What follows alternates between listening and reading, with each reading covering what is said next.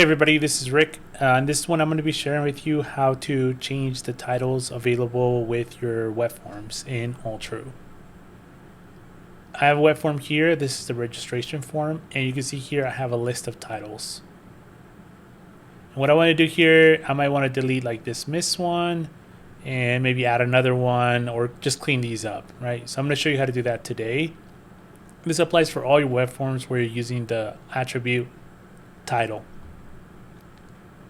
Okay, so we're going to head over into administration. We're going to go ahead and click on code tables. And then here you want to go over to the biographical ones here, click apply, hop over to the second page, and then we're going to go ahead and look for title here. And then you'll see here's our titles, and those correlate with these titles here, right? So let's just say, for example, you don't want this one anymore. You can just click on delete, click yes, and you will get an error like this. This is unable to delete this because it is in use.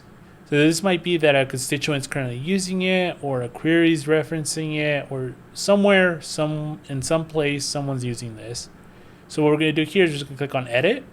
We're going to do inactive, and what I like to do here is I like to say archived, so people know in the future that this is archived. And I like to lead it with an underscore. That way it will bubble up to the beginning, and then it will get archived, right?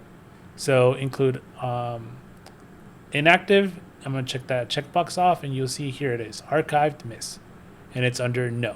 Now if we go back to the web form here, click on the drop down, you'll see now it's missing. And that's because we have marked it as active no, and then just added this archive tag there.